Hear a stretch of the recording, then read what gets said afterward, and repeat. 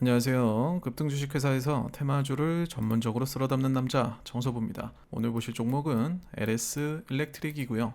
제가 오랜만에 전력 관련해서 영상 촬영하고 있는 것 같은데 일단은 그 이유가 있고요. 그 이유 잠시 뒤에 설명을 해드리도록 하겠습니다.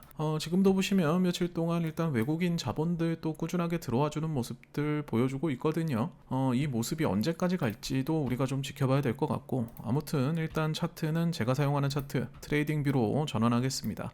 트레이딩 뷰를 사용하는 이유는 지금 제가 하단에 쓰고 있는 이 두 가지 지표죠. 이 보조 지표 데이터를 뽑아보기 위해서고요. 이 지표를 방금 보신 영웅문 같은 HTS에서는 사용할 수가 없습니다. 그래서 트레이딩 뷰에 적용을 해서 제가 사용하고 있고요. 본격적인 분석에 앞서서 일단 저 같은 경우에는 테마주를 좀 전문적으로 다루고요. 이 테마주를 저 개인적으로 다루고 매매할 때 방금 소개해드린 지표 데이터를 분석해서 이것과 테마주를 연결해서 분석해서 종목들을 선별하고 있습니다. 혹시 이런 지표 사용 방법 궁금하시거나 아니면 제가 대신 테마주 분석 원하시는 거 있으면 여기 번호로 편하게 연락 주시면 제가 한 분 한 분 힘 닿는 데까지 도와드리도록 하겠습니다. 자, 010-7318-9563 이 번호로 청소부라고 문자 보내주시면 됩니다. 그럼 다시 차트로 돌아가서요.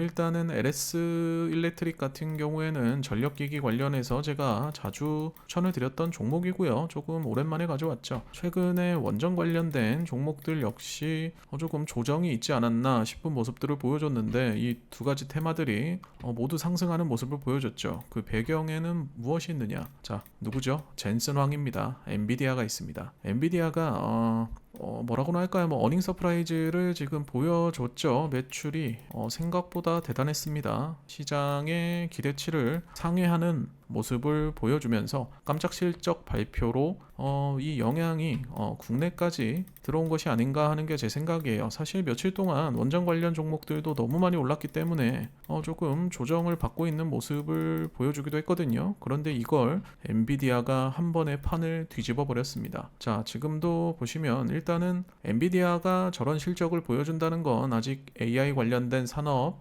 이 산업이 아직도 식지 않는 그런 열기를 가지고 있다라고 표현할 수가 있는데요. 이 AI 결국 전력과 뗄래야 뗄 수 없는 사이이기 때문에 사실 이 AI가 주목받을수록 원전 그리고 지금 보시는 전력 이런 종목들이 또 같이 상승하는 모습을 보여주는 거죠. 자, 지금도 기사 내용을 보시면 하이닉스를 떠나서 일단 두산에너빌리티 원전, 현대건설 원전이죠. 그리고 오늘 우리가 보고 있는 LS 일렉트릭 그리고 효성중공업 이런 거 모두 전력 관련 종목들이고요. 이런 종목들이 한 번에 올라가는 모습 보아하니 앞으로도 쭉 원전과 그리고 전력 관련한 종목들은 미래가 조금 밝을 것 같습니다. 잠시 주춤하는 모습 보여줬지만 엔비디아가 갑자기 앞에서 손을 내밀어주면서 다시 상승하는 모습 보여주고 있으니까요. 그리고 제가 항상 설명을 드리지만 이 국내 전력기기 같은 경우에 미국의 변압기 슈퍼호황 이거를 조금 주목을 해보셔야 됩니다. 이게 슈퍼호황이 뭐를 의미하느냐? 미국의 변압기들의 교체 시기가 다가오고 있습니다. 여기 기사에도 나와 있지만 70%는 순차 교체 대상이고요.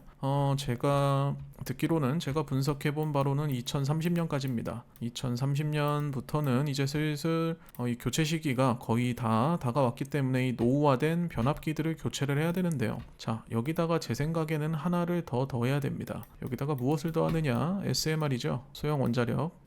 소형 원자력 발전 같은 경우에 결과적으로 이것도 발전소를 짓는다는 겁니다. 발전소를 지으면 거기서 생산된 전력을 분배를 해야겠죠. 이 전력을 분배하는데 결국 들어가는 게 변압기거든요. 이 변압기가 하는 역할이 결과적으로 발전소에서 생산한 전기를 도시 같은 데로 보낼 때 그리고 이 도시에서 다시 산업 분야나 아니면 각 가정으로 전기를 보낼 때 이 변압이 상당히 중요한 역할을 하기 때문에 이 중간중간에 변압기가 반드시 필요합니다. 그런데 일단 노후화된 변압기도 교체를 해야 되고 그리고 앞으로도 원자력 발전 같은 경우에 발전소가 늘어나게 되면 이 변압기가 또 추가로 필요하겠죠.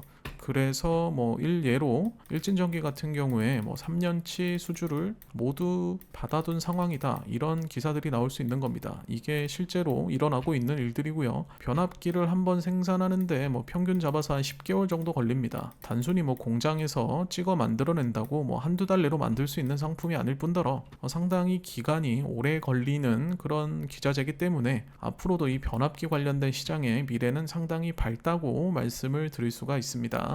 그렇기 때문에 지금 보시면 지금 보고 계신 건 이전에 제가 소개드렸던 SM 관련된 차트였고요. 일단은 LS 일렉트릭 같은 경우에 지금 여기서만 보셔도, 키움에서만 보셔도 지금 뭐 상승률 어마어마하죠. 그리고 여기서 다시 차트를 LS 일렉트릭으로 변경을 해보면 제가 이전에 봤을 때도 사실 여기까지는 아직 상승 여력이 남아있다라고 제가 소개를 해드린 적이 있을 거예요. 이 당시 기준으로 아직 한 20% 정도의 상승 여력은 충분하다라고 소개를 시켜드렸는데 가격이 조금 올라간 만큼 앞으로 어느 정도 또 여력이 남아있는 지 한번 살펴봐야겠죠. 자, 오늘 종가 기준으로 한번 잡아보면요, 뭐 아직도 가격은 동일해 보입니다. 제가 이때 추천해 드린 이후에 약간 좀 횡보하는 상태였죠, 이때.